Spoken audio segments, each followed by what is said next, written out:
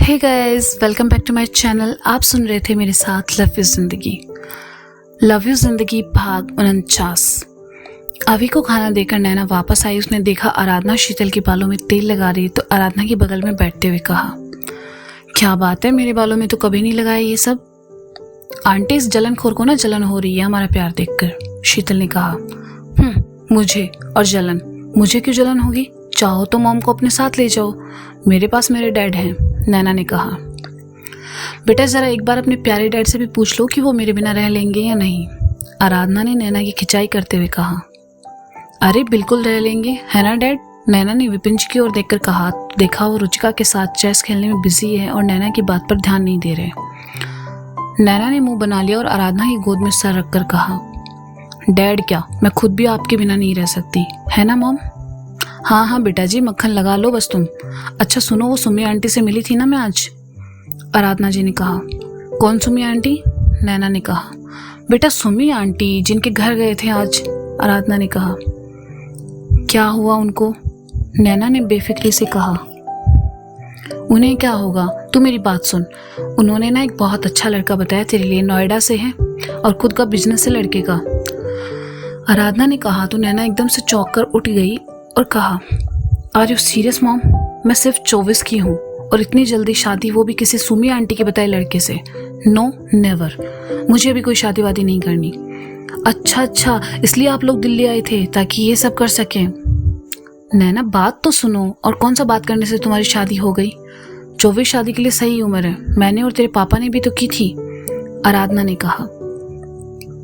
हाँ तो जरूरी है ये खानदानी टॉर्चर जिंदगी भर चले? मुझे कोई शादी वादी नहीं करनी है, नैना ने बिफरते हुए कहा और जाने लगी। अच्छा ठीक है, अरेंज मत करो, तुम्हें कोई पसंद है तो तुम बता दो, मैं और तेरे डैड तो लव मैरिज के लिए भी एग्री हैं, आराधना ने कहा। तो नैना रुकी और वापस आकर कहा, भेजा खराब नहीं है मेरा, और जिसे डैड पसंद करेंगे वही मेरी पसंद होगा। अब इससे ज्यादा इस टॉपिक पर बात मुझे नहीं करनी, कहते हुए नैना वहां से चली गई। शीतल, मैंने उसे कुछ गलत कहा क्या? आराधना ने शीतल से कहा। नहीं आंटी, आपने कुछ गलत नहीं कहा, लेकिन नैना को शादी के लिए तैयार होने में बहुत वक्त लगने वाला है, ये मैं कह सकती हूँ, शीतल ने कहा। तो फिर उसे कोई पसंद है क्या? मेरा मतलब तुम दोनों तो उसकी दोस्त हो, तुम्हें तो बताया होगा कभी, आराधना ने कहा। शीतल ने आराधना का हाथ अपने हाथों में लिया और प्यार से कहने लगी, नहीं आंटी, ऐसी कोई बात नहीं है। नैना बाकी लड़कियों से थोड़ी अलग है, उसे प्यार, रिश्ते, पसंद नापसंद कुछ जल्दी समझ नहीं आते, पर जिस दिन समझ आने लगे वह इन सब चीज़ों को संभालना सीख जाएगी। आप देखना, उसकी ज़िंदगी में कोई ऐसा आएगा जो उसे संभाल लेगा। यही तो मैं कहता हूँ इससे, लेकिन ये मेरी सुनती नहीं है, विपिन जी ने पीछे से आकर आराधना के कंधों पर हाथ रखकर कहा। तो आराधना ने उनके हाथों पर अपना हाथ रखते हुए कहा, लेकिन मुझे उसकी बहुत परवाह होती है, दिन दिन उसका गुस्सा बढ़ता ही जा रहा है। तुम खामखा परेशान हो रही हो और बेचारी शीतल को भी कर रही हो। शीतल बेटा, आप सोने जाओ, तुम्हारी आंटी का ये रोज का नाटक है, विपिन जी ने कहा। शीतल ने कहा तो शीतल उठी और आराधना को हक करके कहा, डोंट वरी आंटी, हम सब है ना नैना के साथ। गुड नाइट अंकल, कहकर शीतल वहां से चली गई और रुचिका को भी अपने साथ ले गई। रूम में आई तो देखा नैना सो चुकी है। शीतल ने उसे चद्दर ओढ़ाया और खुद भी उसके बगल में आकर लेट गई। रुचिका भी बगल में लेट गई। रुचिका और नैना को नींद आ चुकी थी, लेकिन शीतल सोच में डूबी थी। आराधना के लिए नैना की जो फिक्र थी, उसके पीछे क्या राज था? नैना ऐसे क्यों थी, ये शीतल आज तक नहीं समझ पाई।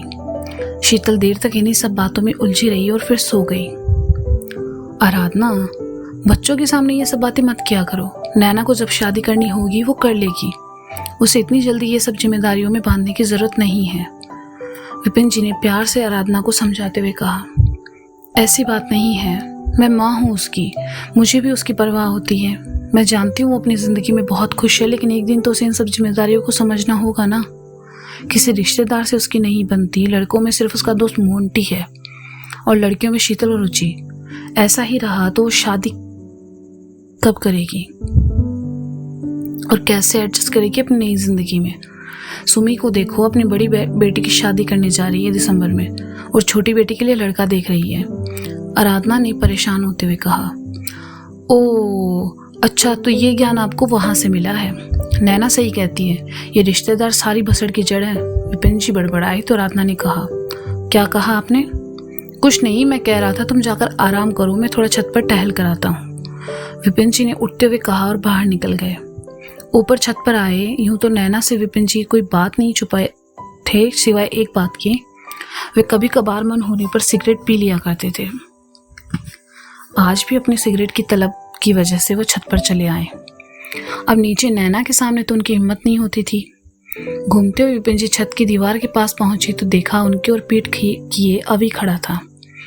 वे अभी के पास आए और देखा अभी बड़े ही इत्मीनान से सिगरेट पी रहा था। उसे विपिन जी के वहां आने का पता भी नहीं चला। अभी सिगरेट उंगलियों में दबाए जैसे ही पलटा, विपिन जी को देखकर घबरा गया और सिगरेट फेंक दी। अरे अरे, इट्स ओके, तुम्हारी उम्र में लड़के ये सब करते हैं, कुछ सरेआम तो कुछ तुम्हारी तरह छुप कर, विपिन जी ने मजाक के अंदाज में कहा। सॉरी अंकल, वो मैं रोज नहीं पीता, कभी कभार बस, अभी ने असहज होते हुए कहा। और है? विपिन जी ने सीधा सवाल किया। अंकल आप मेरी खिंचाई कर रहे हैं? अभी ने पूछा। अरे यार तुम भी ना, दरअसल मैं भी पी लेता हूँ लेकिन कभी कभार।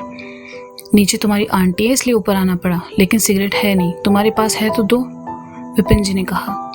अभी ने जेब से सिगरेट का डिब्बा निकालकर उनकी ओर बढ़ा दिया। विपिन जी ने सिगरेट ली और मुंह में रख ली। अभी ने लाइटर जलाया और सिगरेट सुलगा दी। लाइटर और सिगरेट का डिब्बा वापस अपनी जेब में रखकर विपिन जी से कहा, आंटी को पता नहीं आप स्मोक करते हैं? आराधना को पता है लेकिन नैना को नहीं पता। उसे ये सब अच्छा नहीं लगता, इसलिए मैं उसके सामने कभी नहीं पीता। हालांकि वो कभी मना नहीं करेगी, she is such a darling, लेकिन फिर भी मैं उसे हर्ट नहीं करना चाहता, विपिन जी ने सिगरेट के कश लगाते हुए कहा। आप नैना से बहुत प्यार करते हैं? अभी ने कहा तो विपिन जी मुस्कुराने लगे और दीवार से पीठ लगाकर अभी के बगल में खड़े होकर कहने लगे, दुनिया का कोई भी बाप ये नहीं बता सकता कि वो अपनी बेटी से कितना प्यार करता है। उनका प्यार असीम होता है, अनंत होता है। नैना सिर्फ मेरी बेटी ही नहीं बल्कि मेरे बेटे और आराधना के जीने की वजह भी है। मैंने उसे कभी किसी चीज़ के लिए ना नहीं कहा है, शायद मेरे इसी लाड प्यार ने उसे थोड़ा जिद्दी बना दिया। गुस्सा बहुत आता है उसे, लेकिन चाहता हूँ कि उसके लिए ऐसा लड़का ढूंढूं जो उसे उसकी खूबियों के लिए नहीं बल्कि उसकी कमियों के साथ अपनाए। एक बार अगर उसके गुस्से को समझ गए तो वो फिर बहुत अच्छी है, विपिन जी ने भावुकता के साथ कहा। आप बहुत अच्छे डैड हैं, शी इज लकी, अवी ने मुस्कुराकर कहा तो विपिन जी ने आधी बची सिगरेट अवी की ओर बढ़ा दी, जिसे देखकर अवी ने हिचकिचाते हुए कहा, सर मैं आपके सामने कैसे? अरे इट्स ओके, जिंदगी में हमेशा एक ऐसे इंसान से दोस्ती ज़रूर रखो जो या तो उम्र में आपसे छोटा हो या बड़ा। जो बड़ा होगा उसके साथ आप रहकर कभी अपनी बढ़ती उम्र का एहसास नहीं होगा, और जो आपसे छोटा होगा उसे आपसे सीखने को मिलेगा, विपिन जी ने कहा। वाह सर, ग्रेट थॉट्स, अवी ने कहा और सिगरेट वापस विपिन जी को थमा दी। सो सिगरेट ही पीते हो या कोई और नशा भी? विपिन जी ने अवी को टटोलते हुए कहा। अरे नहीं अंकल, बस वो सिगरेट भी कभी कभार, ड्रिंक को तो कभी हाथ भी नहीं लगाया मैंने। मेरी मॉम को बिल्कुल पसंद नहीं है, उन्हें तो सिगरेट के बारे में भी नहीं पता। गुड, नशा करना बुरी चीज़ है बेटा, पैसा, जवानी और सेहत सब खराब करता है। खैर रात बहुत हो चुकी है, मैं नीचे जाता हूँ, और हाँ तुम भी नीचे चले जाओ, ठंड है। सुबह नाश्ता करना हो तो आ जाना, लेकिन नैना के जाने के बाद, वरना उसका भरोसा नहीं नाश्ते के साथ साथ तुम्हें उसके ताने भी सुनने को मिल जाए, विपिन जी ने कहा। It's okay uncle, good night, अवी ने कहा और चला गया। विपिन जी कुछ देर वहीं रुके और फिर नीचे चले आए।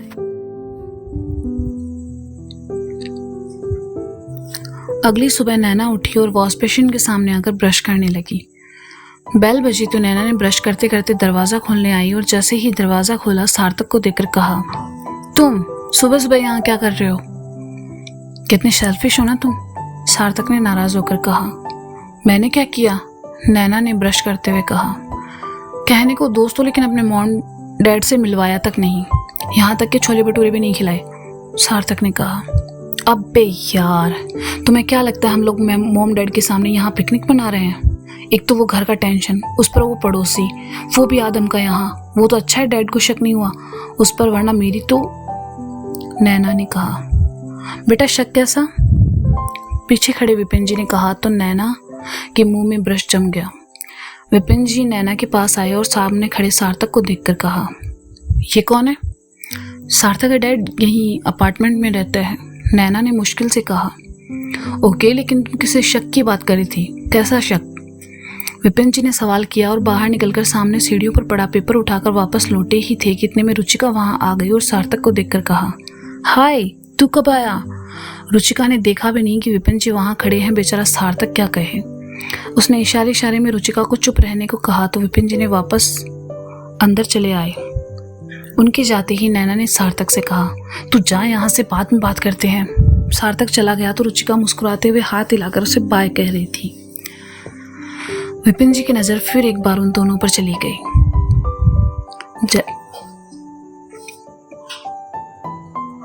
नैना ने जल्दी जल्दी ब्रश किया और उनके पास आई और जैसे ही कुछ कहने लगी विपिन जी उसे साइड में लेकर आए और कहा, आई नो वो लड़का रुचिका से मिलने आया होगा, उन दोनों के बीच कुछ प्यार व्यार है ना?